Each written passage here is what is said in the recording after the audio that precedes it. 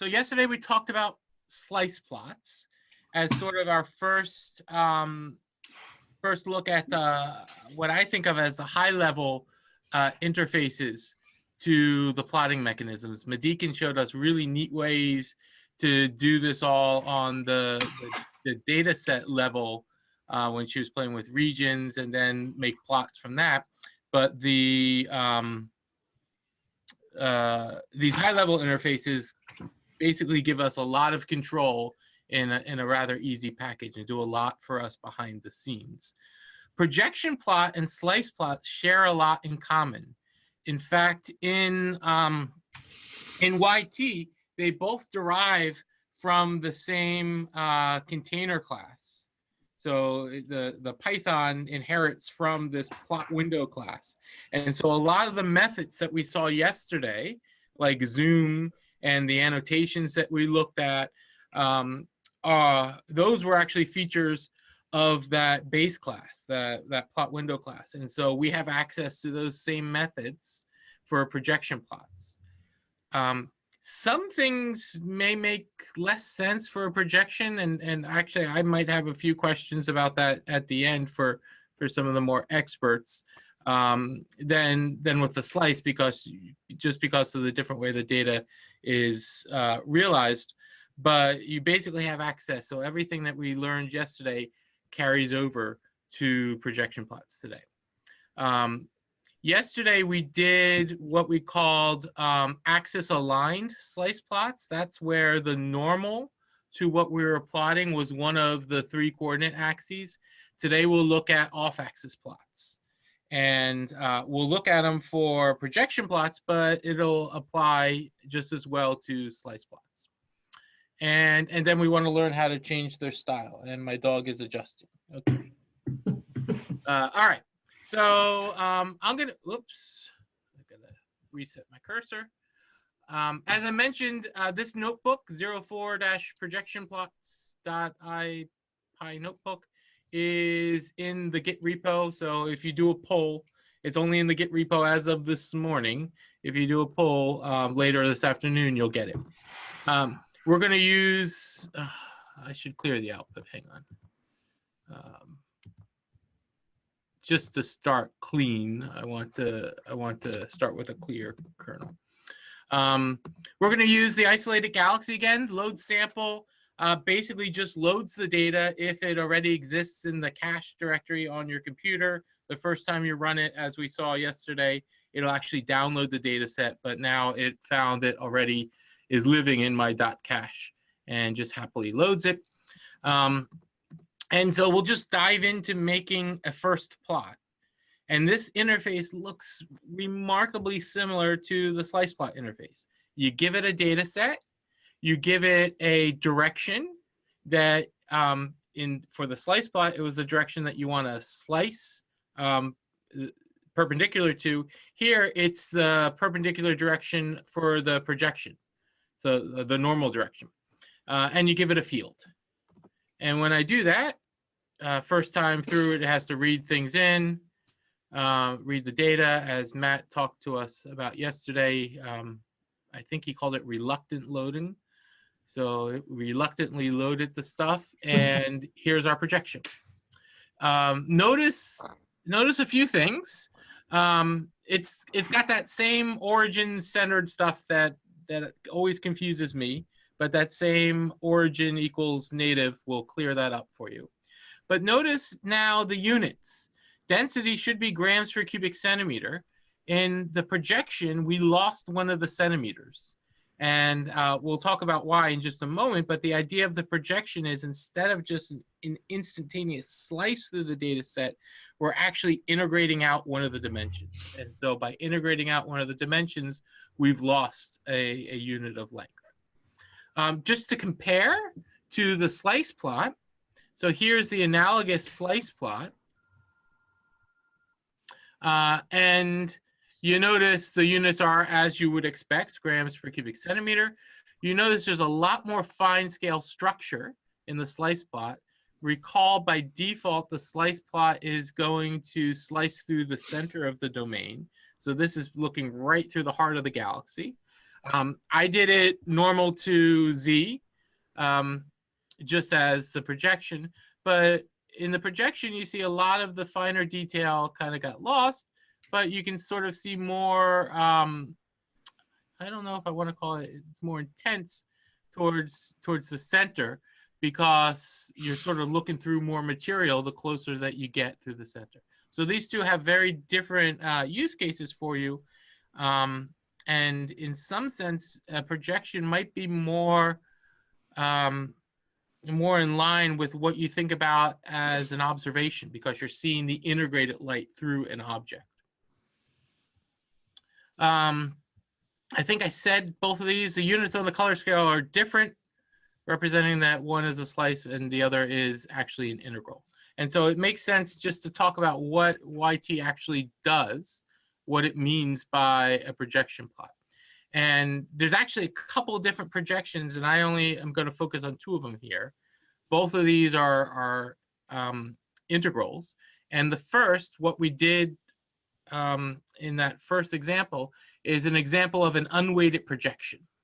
And that's the default. When you just call projection plot, it's going to do this unweighted projection. And in our case, we did a projection along the Z direction. And if you imagine you have some data, so my density, which I'm writing as f of x, y, and z. So at every x, y, and z location in the domain, I've got a density. The projection is just the integral of the density along dz. And so you integrate from the minimum z to the maximum z, and we'll see in a moment you can change that. And you get something that is lower dimensional. So we went from 3 dimensions to 2 dimensions. We lost the z direction. That's what you have to do when you visualize something, right? You're producing a 2D representation of the 3D data set. But you can nicely see that what we saw on the screen, which now I'm representing as capital F here, is just a function of x and y, the orthogonal directions, the directions perpendicular to our normal, and we've integrated out that z direction. And I think I just said all that. In an arbitrary direction, you'd specify some normal. It would dot that into the length element. It would do that integral, and it would still give you something two-dimensional, but now the coordinates, which I wrote as Q1 and Q2 here, these are the two coordinate directions that are perpendicular to our unit normal n hat. Notice that when I do this, I lose a length because I'm basically multiplying f times the length dl or dx. And so the units of the final projection are whatever the units of f were times length. And that was reflected in my projection plot here. I lost 1 unit of length. The alternative, or one of the alternatives, and perhaps one of the more common ones, is to do a weighted projection. In a weighted projection, we introduce another field, and this could be any one of the fields in your data set. And we're going to call that second field the weight. And the integral that we do, and I think I broke this up as I did before. I think it's easier to understand if we first do it in one particular direction and then generalize it. So along the z direction, a weighted projection is just, again, that integral of my function, so density, for instance, as a function of x, y, and z, times whatever that other field is, my weight field, which is also a function of x, y, and z, integrated by along the z direction. And it's normalized. It's normalized by the integral of just the weight in that same direction. Because it's normalized, the resulting projection, so again, this turns a 3-dimensional data set into a 2-dimensional data set. Because it's normalized, that resulting projection has the same units as our field f, lowercase f, because the dz's cancel out here, as you can see in this representation. And the general form, which YT can calculate for you, is f and w, the weight, are both functions of the position. You pick some normal, it integrates along the normal dot dx, and it divides by the integral of the weight along the direction of n hat dot dx as well. So, so why would you use a weighted projection? Well, say for instance, you want to see how the temperature varies, but you really only care about what the temperature is doing where there's mass. You might want to weight your integral by the density so that you get something where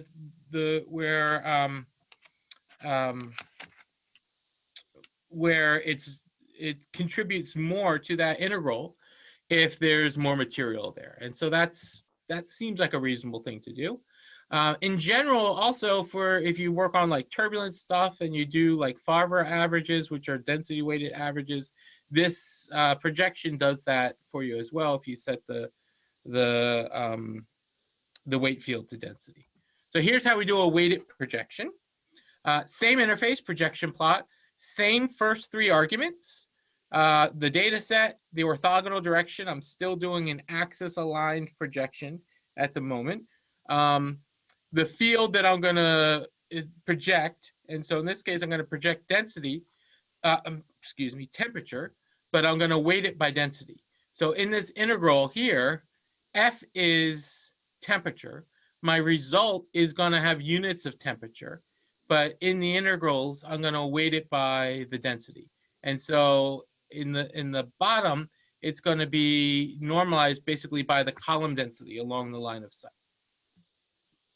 And I'm going to zoom because, well, one, because it looks better, and two, because it demonstrates that those same methods that we saw yesterday with the slice plot apply equally well to the projection plot, because these are methods that operate on the container, the window that holds the results. And so the zoom works just fine, exactly the same way as it worked with the slice plot. And so here is a density weighted temperature map. Units are Kelvin because it is when you have a weighted projection, you get back something with the same units as the field you're projecting. And you can see sort of hot stuff towards the core. You can sort of see, maybe now you can start to see the structure of this galaxy. Again, I'm not a galaxy person, but I'm trusting the data set name. Oh, I just ran it again. Okay, so that's that. What does the unweighted projection look like? So here's just what the unweighted temperature projection looks like along Z. And you can see it looks nothing like the other one. There's some hot spot here. I don't know what's going on there. Here's the center of the galaxy, and there's a lot of nothingness. And I don't know. This looks more useful to me in terms of understanding what's happening in the data, because out on the edges of this galaxy, there's so little mass that even if it's hot, it's probably not doing much. So weighting it by density enforces that idea that we really care about where there's a lot of mass. This one, unweighted, we see this feature, which is probably really low density, probably not doing much, but for whatever reason is really hot. Here's the corresponding slice plot. Remember, the slice plot is simply just cutting through the domain. There's no integration done. It's just whatever cell centers fall in that slice, or I guess are closest to that slice, are the ones that that are visualized. And you see something that looks kind of in between the two. And if I look at this temperature field, again, the hotspot sort of dominates. It's probably, you know, if this is your simulation, you probably get value from all three of these visualizations.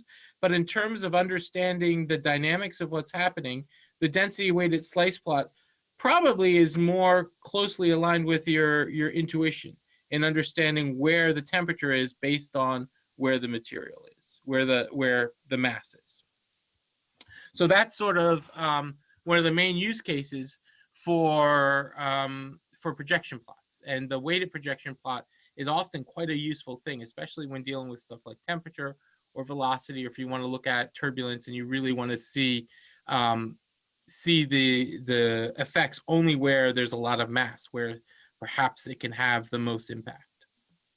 Madikin yesterday talked about regions, and I don't think when we did the slices yesterday, we applied any of them to regions, but now we'll look to see that you can do these same projections on a region, and they work the same. It just allows you to extract a subset of the data set and then do the projection on that. And again, all of this applies equally well to slice plots as well. You can do regions on slice plots, but I'll stick with projections for now. So we're going to limit ourselves to a narrow region.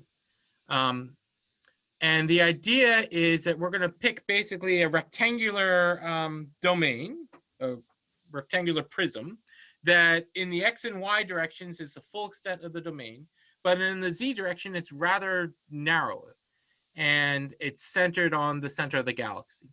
And you can imagine the limit that I make that slice really, really thin, the projection is going to start to look like the slice because there's just not that much material to integrate through.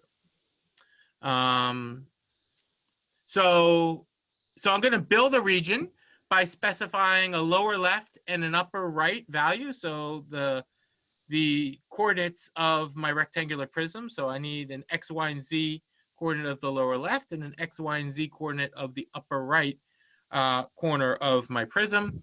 I'm going to access the data set information, so where the center is for my domain, where the left edge is, and where the right edge is.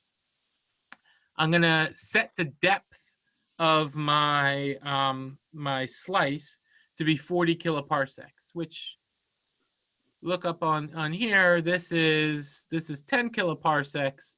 So maybe the whole galaxy across is on the order of 10 to 20 kiloparsecs across. So this will easily encompass my whole galaxy, or at least, I don't know, the guts of the galaxy, if that's a galactic astronomy term. And then I'm going to just keep my lower left and upper right to be the domain boundaries, but in the Z direction, for X and Y, but in the Z direction, and remember we count from 0, so 0 is X, 1 is Y, 2 is Z. I'm going to make it the center in Z minus half of my depth, and the upper right corner in the Z direction is going to be basically the lower left plus the full depth, or all identically, I could have done center plus half the depth. So this is a slab that in the Z direction has a thickness of depth. And then I'm going to create a region that's a box. And a box region just takes a lower left and an upper right, and hopefully it works. I always like to print things. So here I'm printing my region, and it's showing me the extent of my region. Here's the center. That's the center of my domain. The lower left edge is 0 and 0. That's the left edge of the whole domain for the simulation. But in the Z, it's, I don't know what that is. That's something, a number of megaparsecs. And the right edge, you can see, is the full domain, but then just a little bit greater than that in the Z direction. So it looks like I've made my slab that is the full domain extent in X and Y, but narrow in the Z direction. And I can create my, oh, look at that. I made a slice. Why did I make a slice? Huh. Well, let's play with this. I have to change the notebook in the Git. Here's a slice plot of that region. You pass in, this is my OCD here. You pass in the data set, the normal direction, the density. I always like to fix up the coordinates. And now you tell it to do the operation on the region that I just created by using the keyword argument data source. That's a slice. I actually meant to do a projection, but I think I was playing around with things and probably why this changed. So here's my projection. And you can see in the projection that there is a lot more structure now. or you can see more structure now than we saw in the original projection. I scrolled up so fast, so much that we've probably lost the mental image. But just sort of focus on here where the fine scale structure seems to be smoothed out, because now I'm integrating through the whole domain. And if I look at what I just created, it looks like I have a little bit more structure there. And I can make my, my domain even smaller, the depth even smaller.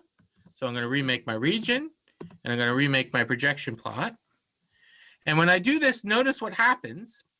There's a lot of volume in my domain where I didn't get anything. And the reason is, and one of the experts can correct me if I'm wrong, but I've now made my domain so narrow in the Z direction, 20 kiloparsecs, that the zones in these coarse levels of the simulation data, they're actually as big or bigger than that. And so no zone centers fall into my region. And so there was nothing to integrate through. And so that's something to keep in mind when you play with these projections. If you make a region, it's only the data whose centers fall inside of that region that are going to be used in the projection. Hopefully I said that correctly. And I think yes. I thought that was interesting enough that I made it green. There's a comment. No? Yeah, you got it right. That's perfect. Excellent. Okay. So anything that I put in green is something that I sort of relearned while I was making these notebooks. And so that's one of those fun things. Because naturally I started out making this slab really, really thin, and I got all this white and I was like, what is going on? And then I realized what's happening.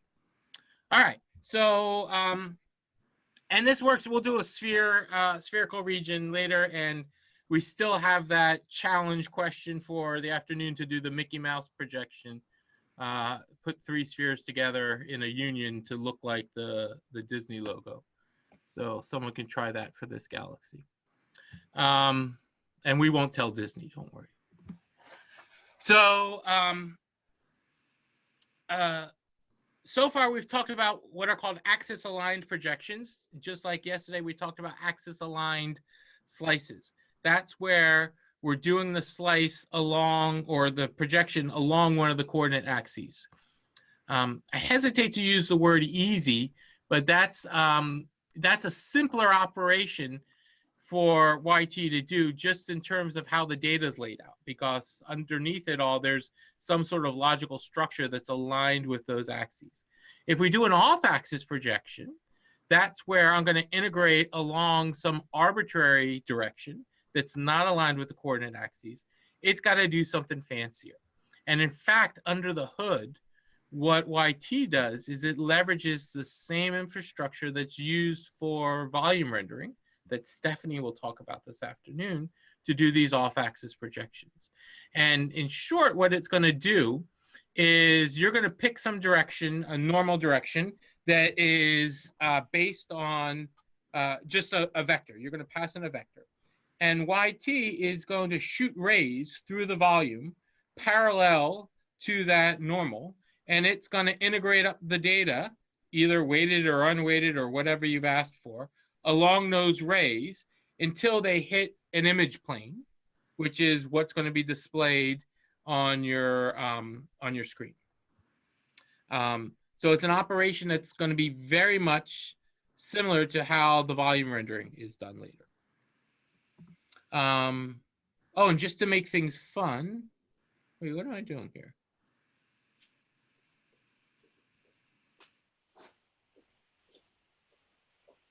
Yeah, okay. So just to make things fun, I also, why did I create this sphere?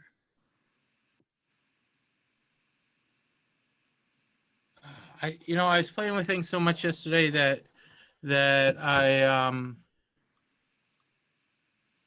maybe I got lost. So I created a spherical region, but I didn't actually use it as the data source region. So let me just comment this out. This is one of You those. create the sphere to get the angular momentum. Thank you. Thank you. Someone's paying attention. Very good. Thank you, whoever you are, mystery voice. Right. So in this example, we're going to try and make a projection along the direction of the angular momentum vector. And as my mystery voice told us, just to make it more meaningful, instead of having the whole domain participate, we're going to use some small region. 15 kiloparsecs, if you remember from the scale that we saw in the projections above, is mainly just going to get us the galaxy itself. And so we're going to make a spherical region around the galaxy. We're going to compute the angular momentum. Matt showed us some of the fun quantities we can get when he did his tour of working with data yesterday. One of the quantities we can get is the angular momentum vector. And so we just apply that to our region, and it gives us the angular momentum vector. We print it out here just so we can see what it looks like. And then we do our off-axis projection plot. Give it the data set, give it the direction. Before, we were giving it the direction that is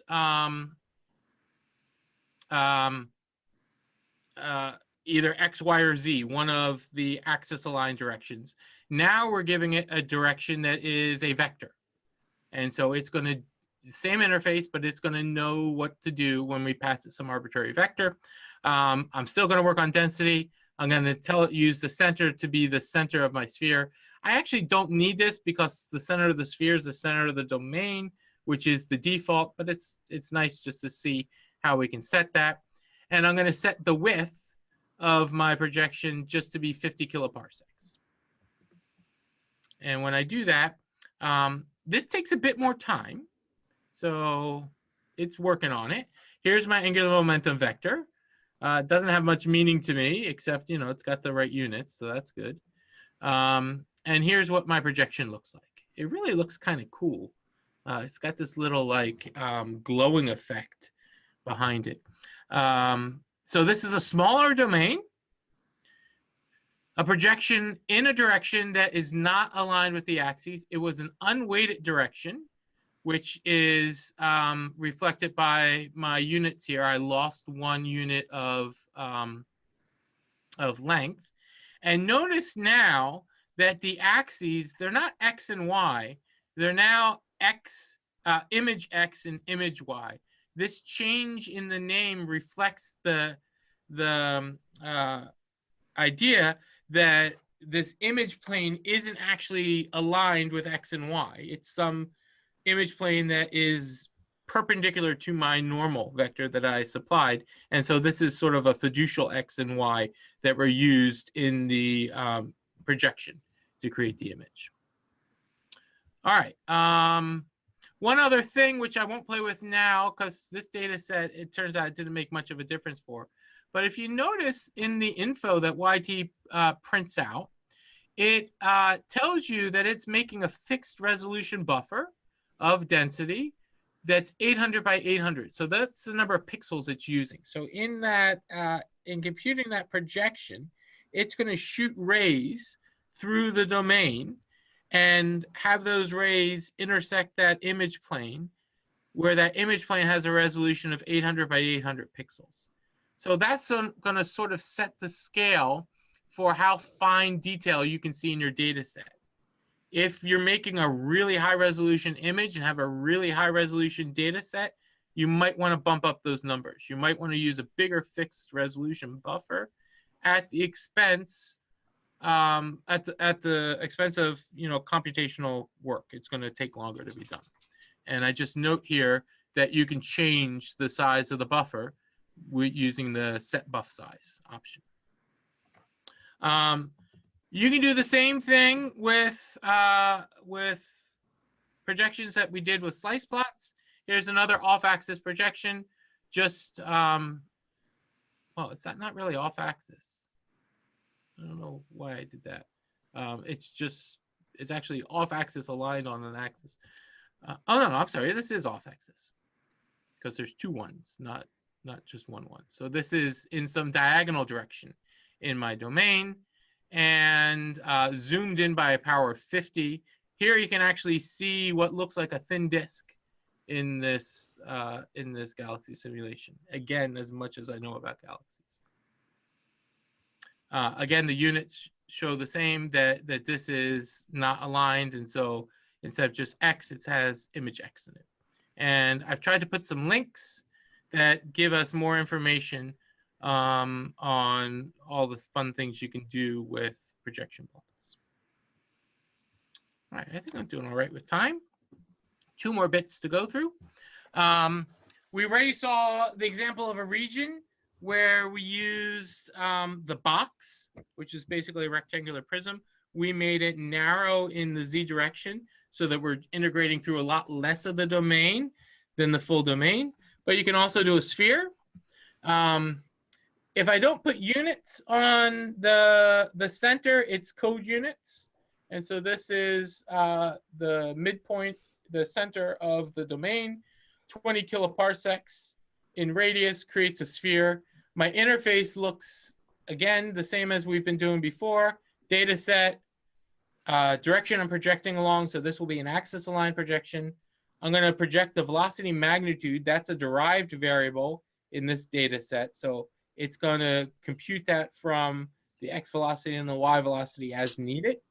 It's going to weight it by density. So this is really going to show me where the kinetic energy is in some sense.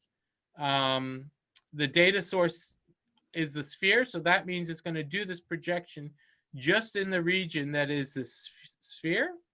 I always like to reset the origin so that the coordinates are in sync with what they are in the actual simulation. And I'm going to make my plot window small. So I'm going to zoom in a bit. Since I only have a 20 kilometer radius sphere, I don't need the whole megaparsec domain. So it did velocity magnitude. It gives me this warning that there's some places where there wasn't data, and you can see those just in the corner here because, well, I'm plotting a sphere in a square domain. There's going to be some places where there's no data, but this looks pretty cool. This is basically where the magnitude of, I guess this is more like momentum. This is where the momentum is really strong in the galaxy, and you can kind of get a sense of, I might be reading too much into this data set, but you can kind of get some sense of some structure in the disk. Okay, final bit is annotations. We talked about annotations a little bit yesterday. We'll dive into them a little bit more today, and I've provided the link for the page that lists all of the many annotations that you can do. And we'll talk just a little bit about how YT stores these annotations. So here's one of the docs. All of the annotations. What are you doing? I'm sorry? Where do you have your 20 pages? I want to see the 20 pages now. I'll give you the number. Go. Take this 20 pages. I'm not sure that's meant for me. 20 problems. Got it? You cannot do so many. I'm not. But still you have. I don't think that's meant for you. Yeah, I don't think that's meant for me. Someone might want to mute. Yeah, I don't think I can force a mute. Yeah. Let me see. I'm gonna try to get host Okay. You study today. so I can do that. These 2 days you needed to wipe it. First you have to wipe it. See. You needed to study Let's see if there's someone. 3 days. So now you have to study 2 days econ. Makes sense? Yeah, if I can. Okay. Yeah, sorry. Maybe we can just. I'm trying to get host from Yeah. somebody. I so will that try can do to stuff. carry on. Yeah, 'cause- And those of you who are online, if you don't have a question, if you can mute, that would be helpful because we can hear some background noise. Yeah, we have about 5 people who are unmuted. So if those of you who can mute, please do. All right. Thank you, everyone. Okay, so annotations. All of the annotation functions that we're going to talk about, they can apply to slice plots or projection plots or other plots. Basically, anything that uses that same plot window container class as their base. All the methods are going to start with annotate, and it's going to be annotate underscore something. And that something is basically going to be the description of what you want to do. And in the actual code itself, in the YT source code, these are referred to as callbacks, because basically what's going to happen is YT is going to maintain a list of all the annotations you want to do. And then when you make your plot, it's just going to do those calls to those functions to add those annotations to your plot. So we'll take a look at all that. I like to start with something clean. So here's my clean projection. This is the first projection we made up at the start of this tutorial.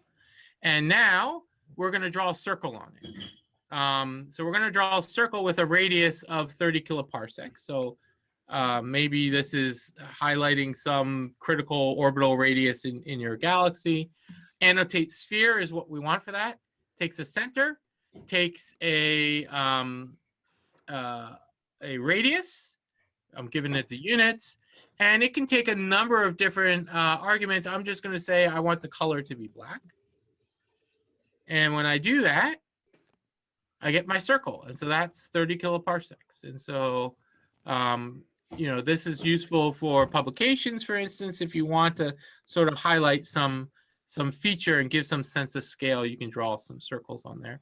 There's also annotate contour. I'm not going to show that, but you can draw contours of, so this is density that I projected. You can draw contours of some other field on top of this. I can draw a title. It's an isolated galaxy, so I figured it was lonely. So I added a title to my plot, a lonely galaxy. But notice that when I annotate now, I have the previous annotation. So I still have my circle, and now I have my title. So it's applying both of them. So the annotations are additive. It basically, YT is maintaining a list of all the annotations that apply to this plot object P, and it's just adding to that list or appending to that list as we add them. I can add a timestamp. That's a nice thing to do. And so when I add the timestamp, it adds in the bottom left of my domain that this is 442 million. Yeah, it's a lot of years. I'm used to my simulations. If they can get like milliseconds, I'm happy. So this is, you know, this is really impressive as far as I'm concerned. But notice that I still have the circle. I still have the time. Well, I just added the time, and I still have the title. So all of those annotations are maintained. One of the things I realized while working on this is there was no easy way to see the list of annotations. And so that's a nice thing that we can add as a feature later. But if you look inside this plot window object, the list of annotations is just a list. And so I can loop over the list, which is called underscore callbacks. That underscore basically means we shouldn't be playing with it, but you know, they're not going to yell at us. And I see I have 3 callbacks, 0, 1, 2. That's the index in the list. The sphere callback, that's the first I did. The title callback, that's the second one I did. And the timestamp callback, that's the third one that I did. You can remove callbacks. So since they keep adding to it, say I want to get rid of one of them, you can use annotate clear to get rid of callbacks. If I just call annotate clear with no arguments, it will remove all the callbacks. If I pass in an index, it's going to remove that callback. So if I want to remove the timestamp callback, I can pass in index 2. If I want to remove the title, I can pass in index 1, and so forth. Since this is a list under the hood, if I pass in -1, that refers to the last item. And so if I just want to remove the last callback, I can say annotate clear minus 1. That last one will be removed. So I'm going to remove 1, which is a title callback. And you see the title's gone, but the sphere is still there. Wow. So that's basically it. And one of the things that I was going to do this afternoon during our hack time is I was going to make a proper method to list these annotations so that annotate clear is a little easier to use if you want to remove a specific one. But to end for the afternoon exercise, here is an example that shows all sorts of annotations that you can add to a plot. So adding arrows, lengths, little call out boxes to them. And so maybe you can play with this and extend this some and play around with adding different annotations, changing them, removing them, changing some of the properties of the annotations where you're going to look at the help, for instance, to understand how things work. And I'm going to end with a question for some more of the experts. And the question I have is, if I do a projection plot where basically I've integrated through the domain and then I annotate the velocity field on it, when it draws those arrows, which we did yesterday with the slice plot, is it using a projected velocity field to draw those? Or how's it getting the velocity information? So maybe it uses a projected one. So it Okay. only really makes sense to do that when you're doing an average. So weighted projections, it might okay. make sense. Yeah. So, okay. Very good. Yeah, I was curious about that. So I didn't show annotating the velocity field or contours or things like that on projection plots because I don't have as intuitive a feel for that. But those, to me, are very useful things to do on slice plots. Thank you, Matt.